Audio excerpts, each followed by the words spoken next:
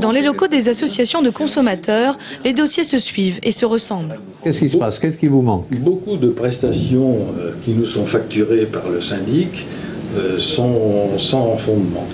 Depuis maintenant plusieurs années, les charges s'envolent et nous nous apercevons que notre syndic profite un peu de la situation en ce qui concerne la facturation de ses honoraires.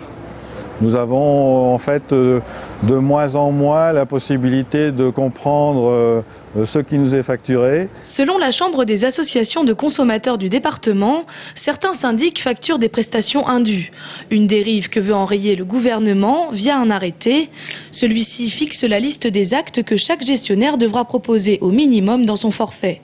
En cause, l'opacité dans la facturation des actes. Jusqu'à présent, il n'existait que des recommandations émises par le Centre national de la consommation. Le syndic de copropriété devrait être là pour aider, pour conseiller, pour suppléer le copropriétaire et le conseil syndical de copropriété. Ce qu'il ne fait que rarement ou ce qu'il fait dans ses idées à lui sans tenir compte de ce que souhaitent les copropriétaires. Mais avec l'application de la directive de M. Novelli, on peut espérer qu'il y ait une modification et que ces gens seront obligés de rentrer dans le rang.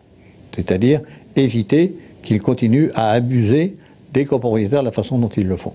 Pour le gouvernement, l'explosion du nombre de litiges entre syndics d'immeubles et propriétaires justifie ce durcissement de la législation.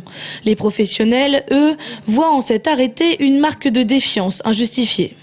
C'est une réelle ingérence, c'est vouloir réglementer quelque chose qui n'a pas lieu d'être. Nous exerçons une activité qui, effectivement, propose différents tarifs. Il y a un tarif de base, et puis il y a différents services annexes qui sont proposés, qui peuvent ou non être choisis et être pris par les consommateurs. Les syndicats ont d'ailleurs réagi dès aujourd'hui en menaçant de porter l'affaire auprès de la Cour européenne de justice. Selon le calendrier gouvernemental, l'arrêté devrait être publié avant la fin du premier trimestre 2010 pour une application fin mars prochain.